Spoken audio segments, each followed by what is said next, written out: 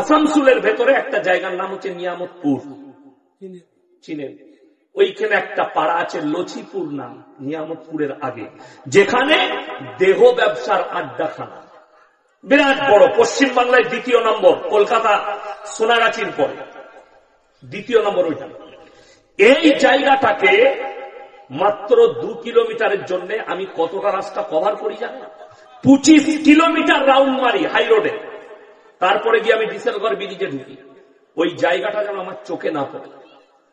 আর বড় কষ্ট লাগছে, এটা মাদ্রাসার জলসা। আমি চ্যালেঞ্জ ছুড়ে বলে যাচ্ছি, আপনারা বিনা পয়সায় সব লোককে খানা খাওয়াচ্ছেন তো? হ্যাঁ, সব ফ্রি খানাটা খাওয়াচ্ছেন? আমি ওইটা বলি না। আজকে জলসা দিকে মাংস ভাত ফ্রি, কি খাওয়ালেন? কি ছেঁচড়া, ওতে মাংস দিয়ে দিয়েছে। আমার মাদ্রাসায় 130 টাকা কিলো ওয়াগা রয়্যাল চাল, 40টা গরু জবাই হয়, 25 থেকে 30 হাজার শ্রোতা খানা খায়। একটা যদি দোকান দেখাতে পারেন, চায়ের দোকান 4টা থাকে, তাছাড়া একটা মনোহারীর দোকান আর রাস্তায় একটা মেয়ে দেখালে আমি আমার মাদ্রাসা থেকে জুতোর মালা পরে এখানে ইস্তেগফার করতে আসি। দেহ ব্যবসার আড্ডাখানা বসিয়েছেন এই মেলাটা। আমি রাস্তায় আসছি, আমার গায়ে ধাক্কা মারছে মেয়ে। ওই মেয়েটাকে হিন্দু, আপনার ঘরের বিটি, আমার ঘরের বিটি, আপনার জানা আছে? তার শরীরটা আমার গায়ে লাগলে অনেকজন বলবে আপনারা তো মৌলবি মানুষ, হুজুর মানুষ, আপনার নিয়ত খারাপ হবে কেন? বুকা, আমি তো অনেক দূরের কথা। কোরআন এটা সূরা ইউসুফ, জুলাইখা যখন নিজেকে বেবস্ত্র করে দাঁড় করিয়ে দিল ইউসুফ নবীর সামনে, কোরআনে আছে ওয়ালাকাদ হাম্মাত বি ওয়া হাম্মা বিহা লাউলা আররা বুরহান রাব্বি। কিছুক্ষণের জন্য শয়তান ধোঁকা দিয়েছিল, আমার আল্লাহ আমাকে হেফাজত করেছে। আমাকে আল্লাহ হেফাজত করবেন, আমাকে নিজে হেফাজত হতে হবে। তিনি নবী নিসবাত, ইয়াসিনের কিন্তু পাপ আছে। বড় কষ্ট লাগে। স্টেজে কথা হচ্ছে পর্দা, মেয়েদের জন্য পর্দা করছেন, এই পর্দার কোন দাম না।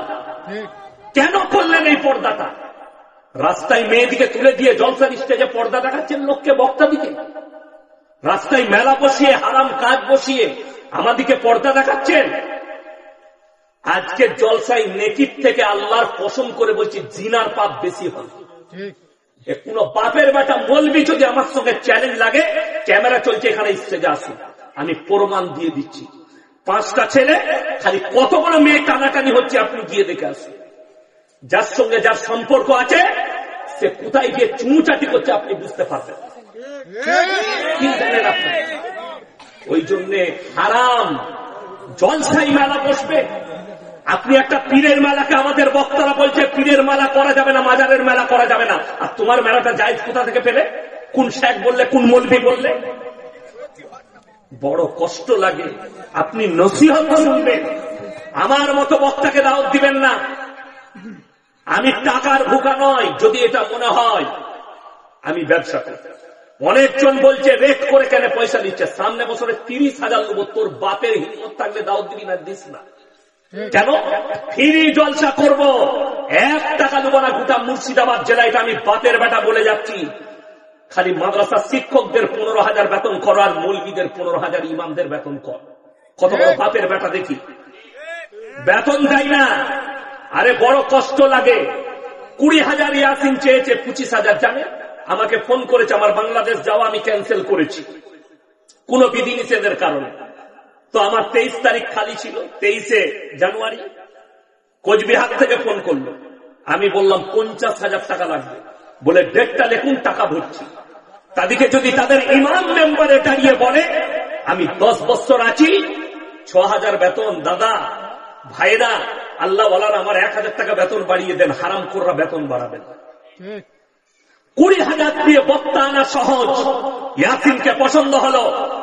মাদ্রাসার একটা শিক্ষক যদি বলে হুজুর সেক্রেটারি সাহেব আমার 6,000 বেতনে আর সংসার চলছে না, ওটা 7 করলে ভালো হতো, তুমি ঘর চলে যাও, অন্য মাদ্রাসা দেখে নাও। ঠিক কিনা? কষ্ট লাগে, আছে দুঃখ লাগে। ইয়াসিন 20,000 চেয়েছে, যুবকরা পছন্দ করে, আমাদের পছন্দ।